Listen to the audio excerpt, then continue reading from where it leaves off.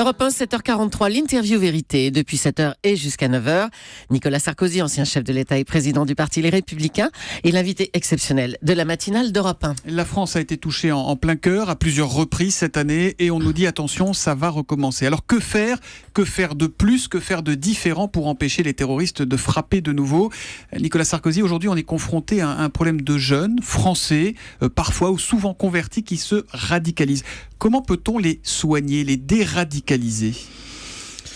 Bon, alors, d'abord, est-ce qu'on peut faire quelque chose? C'est la première question que se posent les Français qui sont angoissés, parce qu'il n'y a pas eu que les événements du 13 novembre, dramatiques, il y a aussi les événements du mois de janvier. Donc dans l'année, la France a été marquée au fer rouge de 2 événements dramatiques. Je pense qu'on n'a pas pris la mesure de la gravité des événements du début de l'année.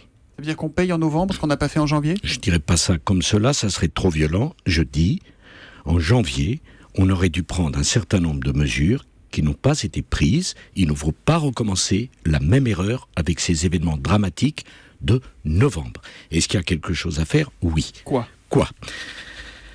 Je crois d'abord que toute personne sur le territoire national qui est suspectée d'être en lien avec des terrorismes, avec le djihad, avec la radicalisation, le principe de précaution doit s'appliquer. Il ne s'applique pas simplement pour la protection de la planète, il doit s'appliquer aussi, et tous ces gens doivent être mis en résidence surveillée, assignés en résidence, avec un bracelet électronique, qu'on sache ce qu'ils font, où ils en sont, quelles sont leurs relations, et qu'on les autorise à sortir de chez eux et à se défaire du bracelet électronique une fois que la police et la gendarmerie ont vérifié. Donc toutes les fiches S assignées à résidence au bracelet électronique, c'est ça? Il y en a 20 000. Enfin, liées à la radicalisation, S, voilà. 10 000 qui sont liées peu ou prou au terrorisme, ce qui ne veut pas dire que parce qu'on est sur une fiche S, on est un terroriste, mais il y a plusieurs centaines de personnes qui doivent être traitées comme ça. Deuxièmement, il faut mettre sur pied des centres de déradicalisation. Toute personne convaincue de tentation de djihadisme ou de radicalisation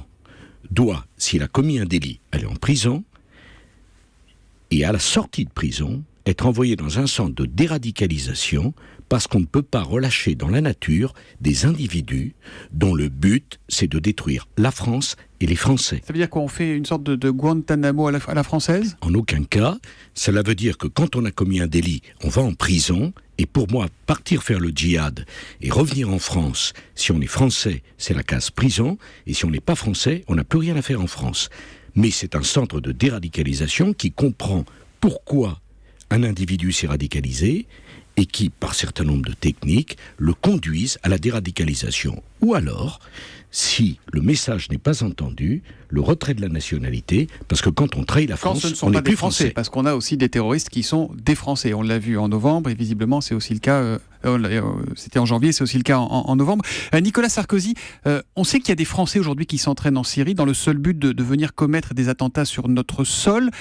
Là encore, qu'est-ce qu'on fait? Est-ce qu'il faut aller les chercher là-bas, les mettre hors d'état de nuire? On voit que les États-Unis veulent renforcer la présence de forces spéciales là-bas. Il faut de toute urgence adopter le PNR. Ça fait des années qu'on tourne là-dessus. Le PNR, c'est quoi? Ceux qui nous écoutent doivent le comprendre. Ça permet de contrôler les gens qui prennent un avion, non pas au moment où ils montent dans l'avion, ce qui est déjà trop tard, mais au moment où ils réservent la place avion. Mais les terroristes sont souvent plus malins que nous, malheureusement. Ils l'ont prouvé ces derniers mois. En tout cas, il y a un parcours dans la radicalisation. Je demande quelque chose de très précis. Je ne comprends pas pourquoi on ne veut pas l'accepter. La consultation régulière, sans raison autre que la tentation djihadiste, de consultation des sites djihadistes doit être pénalisée. Lorsqu'on consulte régulièrement un site pédophile, on est un pédophile. Lorsqu'on consulte régulièrement, et pas pour des raisons journalistiques ou intellectuelles ou d'études, un site djihadiste, on est un djihadiste. Mais ça doit devenir ma question, Nicolas Sarkozy. Est-ce qu'il faut aller les chercher, les débusquer là-bas avec nos forces spéciales? D'abord, il faut pister ceux qui sont tentés sur le territoire national par le processus de radicalisation, pénalisation des sites djihadistes, assignation en résidence et bracelets électroniques pour ceux qui sont sur notre territoire national pour qu'on vérifie, PNR pour ceux qui sont tentés de prendre l'avion pour la Syrie via la Turquie. Ceux qui sont là-bas, lorsqu'ils reviennent, doivent être arrêtés et mis en prison. plus organisation des centres de déradicalisation. Nous devons nous défendre et nous devons hausser notre niveau de défense. Pourquoi ? Parce que c'est intéressant le niveau de défense, pardon Nicolas Sarkozy. Est-ce qu'on s'interroge sur les ratés éventuels des renseignements et des services de renseignement ? Certains disent que Nicolas Sarkozy a fait une erreur majeure en fusionnant les renseignements généraux et la DST pour créer à l'époque la DCRI. Du coup, il n'y a plus de maillage territorial, il n'y a plus les RG qui, eux, connaissaient bien chaque ville, chaque secteur, qui savaient par exemple où étaient les imams qui se radicalisaient. Est-ce que ça a été une erreur ? Pardon de vous le dire, j'ai été en charge de la sécurité de la France comme ministre de l'Intérieur au président de la République de 2002 à 2012. De 2002 à 2011, il n'y a pas eu un seul attentat en France. Je ne dis pas que c'est grâce à moi, mais je ne sais pas si j'ai fait une erreur, mais en tout cas pas celle-ci. Mais le contexte est radicalisé dans le monde entier, on l'a vu, l'époque a changé. Je pense. Non, monsieur, c'est pas une question d'époque qui change. Lorsqu'on a pris la décision d'aller en Syrie, on n'a pas mesuré les conséquences sur la sécurité intérieure. J'ai approuvé le principe de l'intervention en Syrie parce que nous ne pouvons pas laisser la Syrie dériver, parce que c'est la Méditerranée, parce que la Méditerranée, c'est notre banlieue. Mais le fait d'aller lâcher des bombes en Syrie a conduit à une élévation du risque sur le territoire national, dont il fallait prendre compte et tenir compte. Donc c'est un faux procès qu'on vous fait quand on dit que c'est à cause de la réorganisation des services ? Enfin, écoutez, excusez-moi, la lutte contre l'insécurité, à l'époque où j'étais ministre de l'Intérieur, président de la République, tout le monde le reconnaît, l'Observatoire national indépendant de la délinquance l'a montré. J'ai mis un terme aux renseignements généraux, qui était en quelque sorte une police politique, qui faisait de l'espionnage. Et tous les jours, à Europe numéro 1, on dénonçait. On a organisé la lutte contre le terrorisme avec une efficacité qui ne s'est pas démentie, puisque, je le répète, entre 2002 et 2011, pas un seul attentat en France. Je le rappelle. Mais on a sous-estimé la menace à l'époque en réduisant le nombre de policiers, en réduisant le nombre de militaires ? Non, absolument pas. On a sous-estimé la menace qui suivait notre intervention en Syrie. L'intervention en Syrie, me semble-t-il, a été mal calibrée et on n'en a pas tiré les conséquences en termes de sécurité intérieure. Vous le comprenez quand même. Quand on va en Syrie bombarder l'État islamique, quand on va en Syrie faire un travail utile, ça a des conséquences sur notre sécurité intérieure. Vous ne l'auriez pas fait, vous ? Moi, je serais intervenu en Syrie, mais je pense que la position de la France aujourd'hui a beaucoup d'inconvénients et peu d'avantages.